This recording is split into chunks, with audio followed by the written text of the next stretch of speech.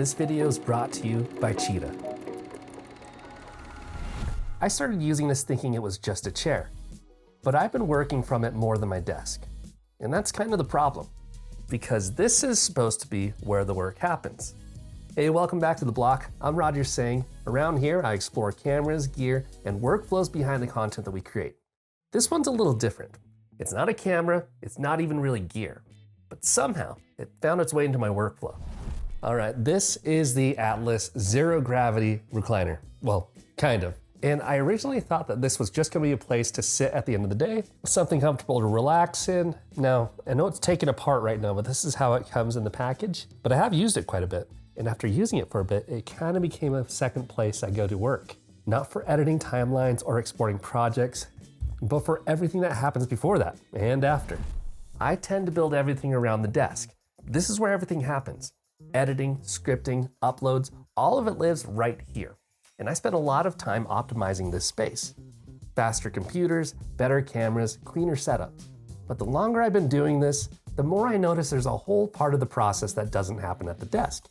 It's the part where I'm not actively creating something, but I'm still working on it. I'm reviewing footage, thinking through an idea, deciding what something actually is. And that usually happens somewhere else. And for me lately, it's been the chair. Okay, so the setup's actually pretty simple. You get this big box and it comes with all these pieces and you don't need any tools. Everything just clicks into place. So this is actually the backrest of the chair. And there's these two grooves right here that this bar slides into.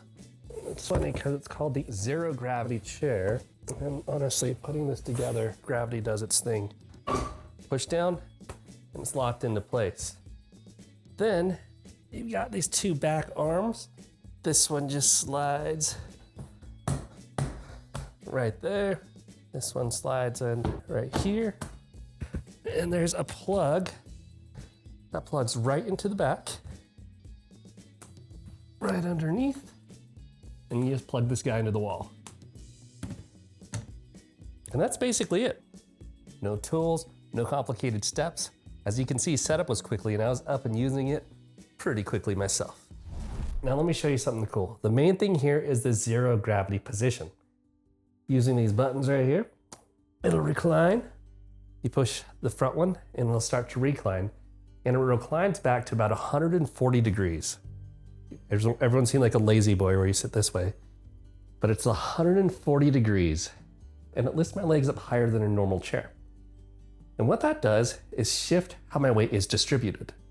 Normally when I'm sitting upright, everything stacks downward on my lower back. But in this position, my weight spreads out across the chair. So instead of pressure building in one spot, it evens out across my whole body. It's a subtle difference, but after doing a long session, I feel it almost immediately.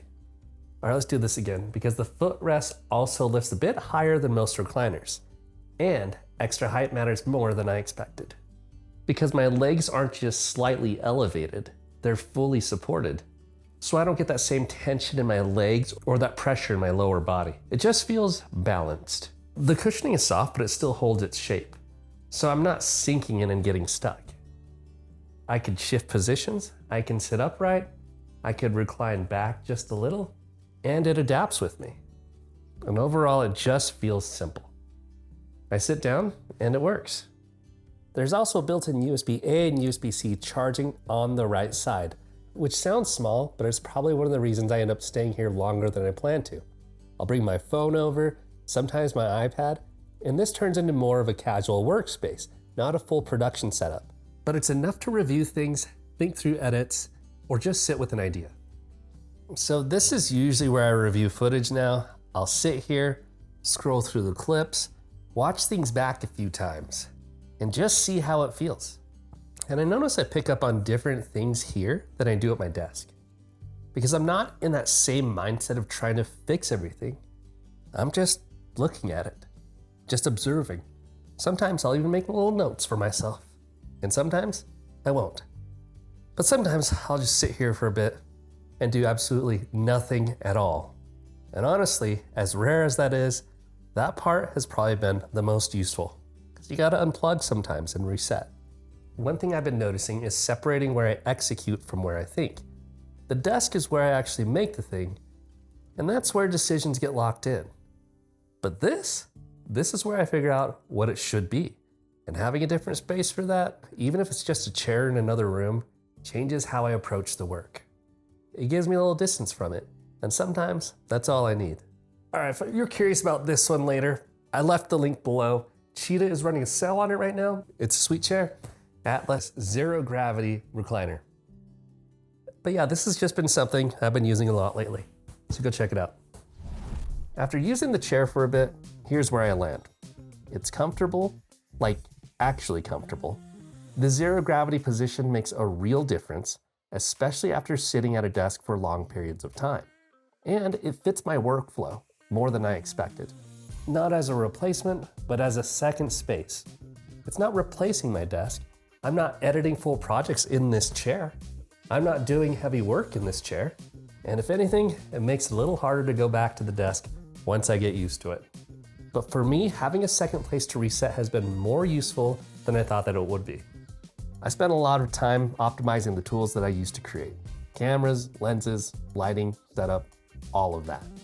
But I don't think I've spent as much time thinking about where I go in between, where I step away, where I process, where I let something sit for a minute before I decide what it is. And sometimes that space ends up shaping the work just as much as the tools do. So thanks for spending time here on the block. If you enjoy exploring cameras, gear, and workflows like this, subscribe and come back next week. Thanks for watching.